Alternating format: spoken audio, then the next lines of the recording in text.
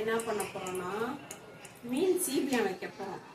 இந்த மீனை கட்டுறது, இந்த மீனை போட்டு கொஞ்சம் மீன் இருக்குது அன்றைக்கி வாங்கினது. இந்த மீனை போட்டு மீன் சீபியம் வைக்கிறதுக்கு தேவையான பொருள் என்னென்னா கொஞ்சோண்டு வெங்காயம், தாளிப்புக்கு இந்த வெங்காயம், இது வந்து வெங்காயம் அடித்து வச்சுருக்கோம், தக்காளி அடித்து வச்சுருக்கோம், கொஞ்சம் சோம்பு வச்சுருக்கோம்.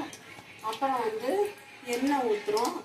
அப்புறம் இன்னும் என்னென்ன போடுறேன்றதை காட்டுறேன் நான். இன்னும் நல்லெண்ணெய் ஊற்றிக்குவோம். நல்லெண்ணெயை ஊற்றிட்டு அதுக்கு எண்ணெய் காஞ்சதும் வெள்ளை வச்சிருந்த வெங்காயத்தை வந்து இதை போட்டுருவோம்.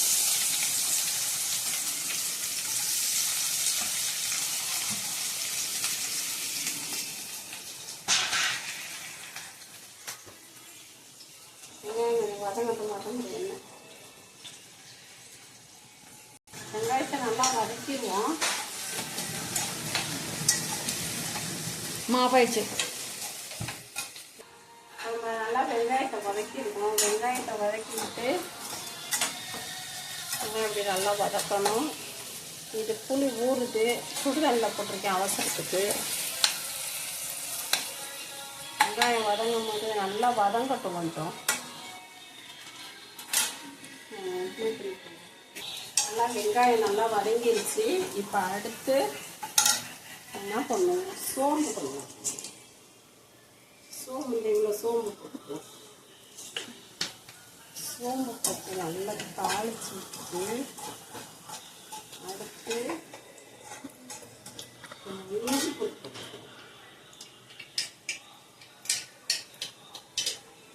இஞ்சி பூண்டு போட்டுக்குவோம். இஞ்சி பூண்டு ஒரு ஸ்பூன் தாளிச்சு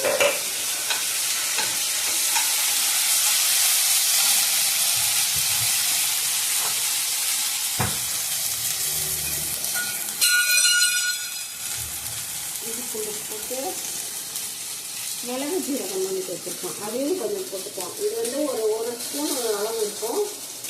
அதையும் போட்டு வச்சுக்கோம்.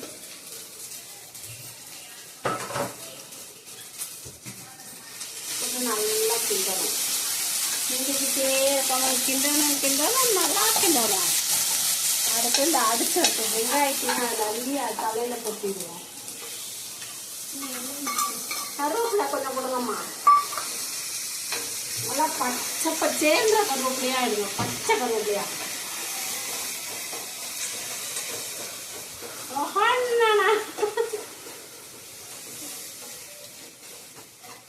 பச்சை கருவேப்பிலையா கொடுப்பா. இதாங்க ஊரில் பச்சை கருவேப்பிலையா. எங்கள் வீட்டில் இருக்காங்க பச்சை கருவேப்பிலை. பச்சை பச்சேன்னு ஃப்ரெஷ்ஷான கருவேப்பிலை கேட்டால் இந்த பிள்ளைங்க எப்படி எடுத்துக்கணும். இந்தாங்க மல்லித்தலையும் கருவேப்பிலை எப்படி அலசிட்டு தான் போடணும், அவசாம போடக்கூடாது சரியா. இதில் பூச்சி புழுவெல்லாம் இருக்கும். கருவேப்பிலை எப்படி எப்படி போட்டு தூவி விடணும். தூவி விட்டா ஐயோ சுடுது. நல்லா இதாக்கிட்டு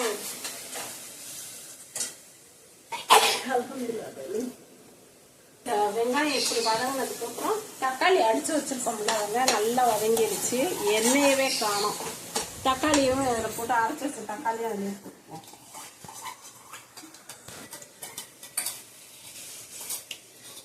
தக்காளியும் அதில் போட்டு நல்லா வதக்கிடுவோம்.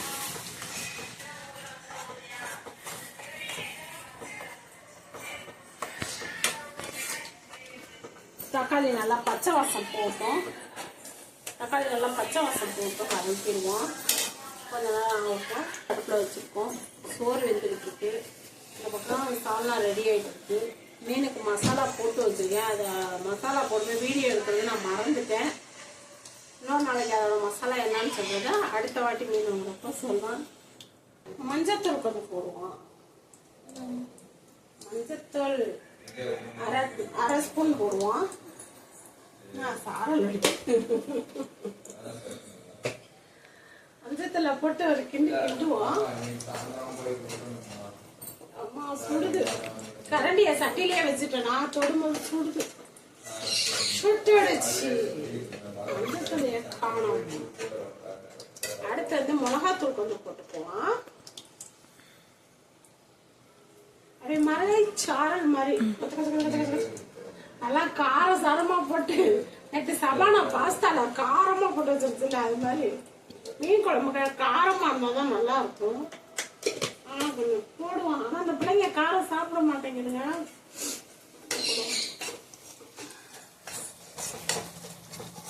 பட்டு கிண்டுவோம்.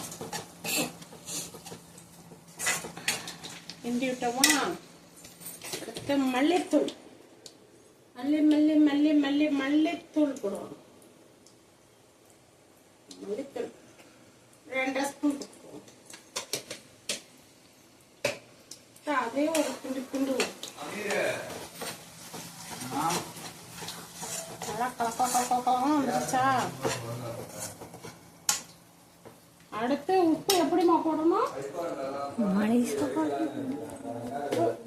என் மருமவ உப்ப நான் இப்படி போடணுமா? என் கைய நான் இப்படி ஆயிடுச்சா? நான் இப்படி போடுறதுக்கு மருமோட எனக்கு மாமியார் ஆளுதல்ல வந்து ஏற்கனவே போட்டு பாடுபடுத்திருப்பான். என் கை இப்படி ஆயிடுச்சு, அதனால கை உப்பு இப்படி போடுறேன். போடுமா மாமியாரே? இப்படி போட்டா உப்பு சாராதா? பாய் திறந்து பேச மண்டே ஆடுற பூமி போடு மாதிரி. உப்பு இப்படிதான் நான் எப்பயுமே போடுவேன். இப்படிதான் போடணுமா? அப்பதான் உப்பு சாருமா சாப்பிடல. இந்தப்பா இப்படி போட்டப்பா இன்னைக்கு மருமகளோட ஆசைக்கு இப்படி போற உப்பு. என் கை இப்படி ஆயிடுச்சு. உப்பு போட்ட கை என்ன நேரம் நிமிர மாட்டேங்குது. இப்படியே குனிஞ்சு விட்டுச்சு கொக்கு வாய் மாதிரி. ஐயோ இந்த பிள்ளைங்க என்னம்மா சொல்றாளுங்க, இதை செய்யமா அதை செய்யமா. அப்பா போட்டேன் எல்லாம் ஒரு கிண்டி இருக்கணும். அடுத்து தண்ணி கொஞ்சம் ஊற்றுவோம். இந்த தண்ணி என்னடா எப்படி இருக்குன்னு பார்க்காதீங்க. வெங்காயமும் தக்காளியும் அரைச்சி வச்சிருந்தோம்ல, அந்த கொற்றாவை கழுவுன தண்ணி தான் இது, வேற ஒன்றும் தண்ணி இல்லை. அதையும் தலையில ஊற்றி கொஞ்சம் அந்த வாசம் போட்டு அந்த பச்சை வாடை போடுறவங்க நல்லா கொதிக்கட்டும். அடுத்து நம்ம புளியெண்ணெய் இருக்காரு, அந்த புளியெண்ணெய் நான் கரைச்சி இவங்க தலையில ஊற்றிடுவோம்.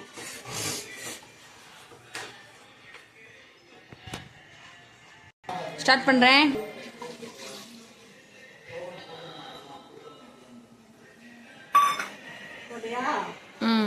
நம்ம இப்ப கொஞ்சம் பச்சை வாசம் போச்சு, பச்சை வாசம் போச்சு வளர்றேன்.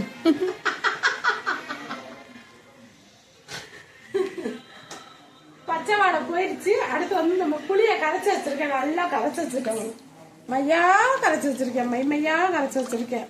இந்த புளி தண்ணி ஊற்றிக்க தலையில ஊற்றுவோம்.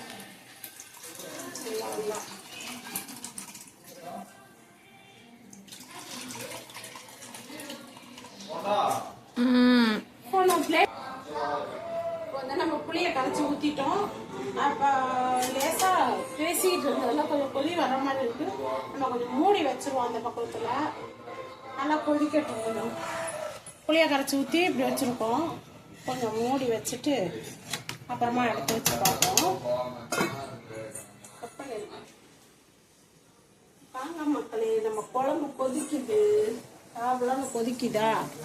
இப்போதைக்கு அந்த மீனை போடணும். மீனை கழுவி வச்ச மீனை புளிஞ்சு தண்ணி புளிஞ்சு இது போடணும். வாசமா இருக்கா? வாசமா இருக்கா?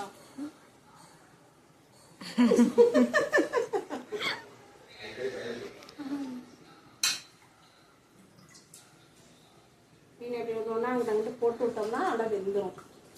இதை கூட ஒரு கல்லாமணி மாங்காய் வறுத்து போட்டோம்னா சூப்பராக இருக்கும். மீன் குழம்புனாலே மாங்காய் போட்டால்தான் அது மீன் குழம்பு. மாங்காய் போடணும்னா அது மீன் குழம்பே இல்லை, அதில் டேஸ்டே இருக்காது. அடுத்து போடணும். மாங்காய் இருக்காமா? ஆய் திறந்து சொல்லு. இருக்கான். மரியாதை இருக்குமா? இல்ல இருக்கு. பார்த்துக்கோங்க மக்களே, பார்த்துக்கோங்க.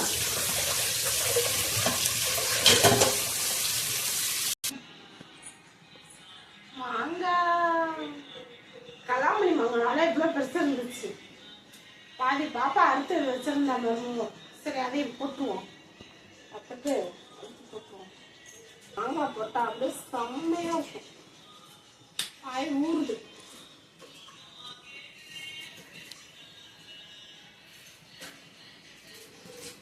மாங்காய் போட்டு மக்களே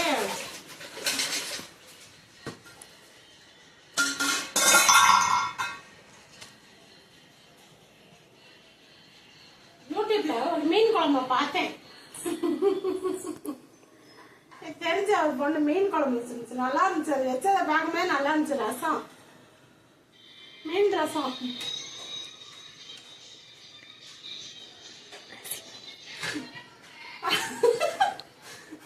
அது மாதிரி மீன் குழம்பு வச்சது மீன் குழம்பு என் மூஞ்சிக்கே வந்துடும். அப்படி இருந்துச்சு. ஐயோ அல்லா. இந்த மீன் குழம்பு எப்படி இருக்கு? இது கொதிக்கும் போது எப்படி இருக்கு? முன்னாப்பிலாம் மீன் குழம்பு வச்சு கேலி பண்ணல. என்ன என் மீன் குழம்பு எப்படி இருக்கு பார்த்துட்டு கமல்ல சொல்லி. இந்த மீன் குழம்பு எப்படி இருக்கு? ரசம் மாதிரி இருக்கா, சாம்பார் மாதிரி இருக்கான்னு பார்த்து சொல்லு. குடும்பமே சொல்லுச்சுங்க. சொல்லா இப்ப போற போக்கல என்னை கோத்து விட்டு போறீங்களான்னு கேட்பா. நான்தான்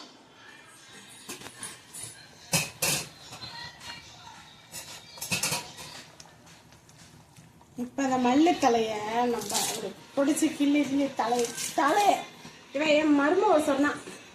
நான் ஒரு புள்ள வளர்க்குறேன். அந்த புள்ள தலைய வந்து திருவி போட்டுவேன் அப்படின்னு. அந்த புள்ள யாருன்னா அந்த தக்காளி செடியா, தக்காளி செடி நுனி கிள்ளினோம்னா படந்து வரும். அதனால தலையை திருவி போட்டுருணும் அப்படின்டா. நான் வந்து இந்த தலையை தான் திருவி போடுறேன். இந்த மல்லித்தலையை திருவி இப்படி போட்டணும்.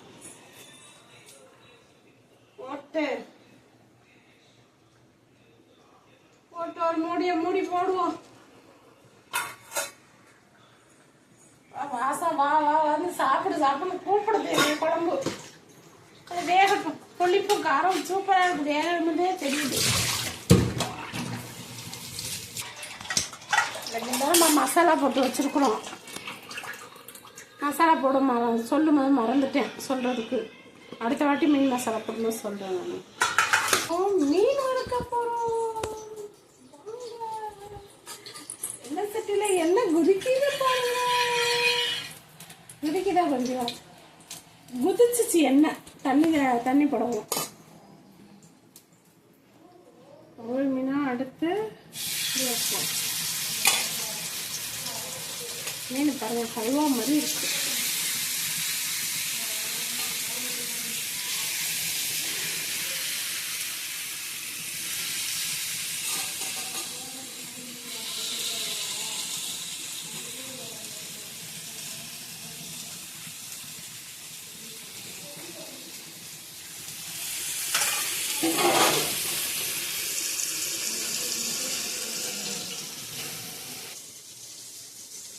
மீன் நம்மளுக்கு சோறாக ஆயிடுச்சு, சாலமாக ஆயிடுச்சு. அடுத்து மீனை வறுத்துட்டு நல்லா சாப்பிட்றோம். வயிற்றுக்கு சாப்பிட்றோம், தூங்குறோம். ஓகே. மீன் குழம்பு, மாங்காய், மீன் வறுவல், சாலலாம். அவ்வளோதான். சிம்பிளாக தான் இருக்குது. வாங்க இல்லாமல் சாப்பிட.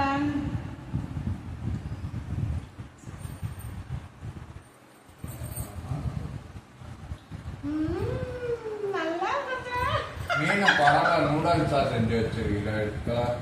ஆமா, மீனை பரவ வந்து ஜெயலலிதாக்காக நூடுல்ஸ் செஞ்சு வச்சிருக்கேன். உசேன் மட்டும் மீனை குடல நூடுல்ஸ் சாப்பிடுவான். போய் எடுத்துட்டு போ.